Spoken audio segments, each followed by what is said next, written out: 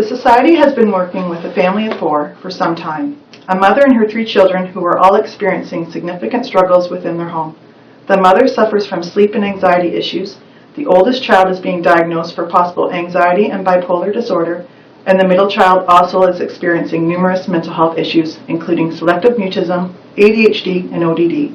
When the Society became involved, the youngest appeared to be the highest functioning child in the family, with no mental health issues.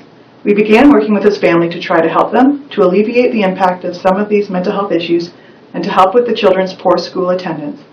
At that time, 2 of the 3 children were not attending school on a regular basis, and Mom was dealing with the school with the threat of the truancy officer being called and possible court involvement. When our worker first met with this mother, they started with mini goals, and they would meet bi-weekly to talk about struggles and different tasks we felt were important for Mom to complete. Once she was able to complete these, our worker would agree to help the family with something of their choice. On one occasion, our worker brought tools and repaired the kitchen cupboards of the families. Another time, arrangements were made for the worker to come and fix the family's dishwasher.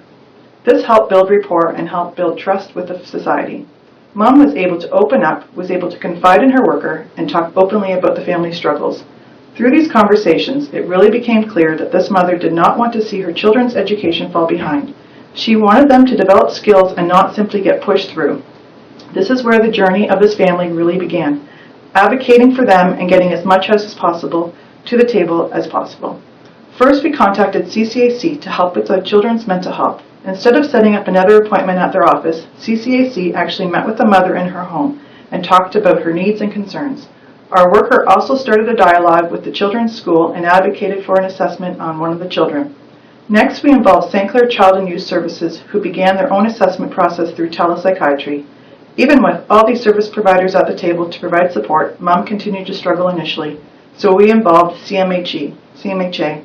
CMHA provided support for Mom, helped her with scheduling, and also helped ensure appointments were being attended. So slowly, progress started to be made in some of these areas, and then the oldest child really began to show evidence of struggle with things like self-care, anxiety, depression, and also school attendance. We knew how busy this mother was, parenting 3 children on her own and dealing with her own mental health. So our workers started to become more involved with this oldest child. This involved many discussions with the family and the school, arranging for the child to attend alternative schooling via Rebound, getting counseling services in place, and talking about mental health concerns and starting to assess this area. Once all of the family members had proper supports, progress really took off. Now, 2 years later, and after much more work involved, Mom and the children meet with the Society worker every 2 to 3 weeks. These meetings take place around the table within the school where the entire team talks openly about progress, struggles, hopes, and successes. Mom sits within the team and openly expresses her opinions. She's able to talk honestly about her family's needs and is being heard by the team.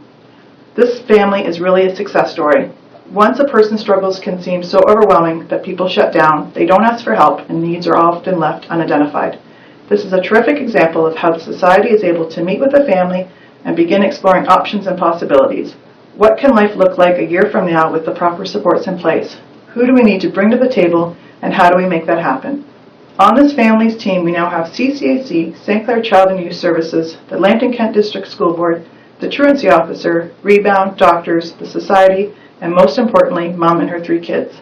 This example really drives the point home that great things can happen when we are all at the table, the family, the Society, and the community coming together to make the journey a lot less daunting.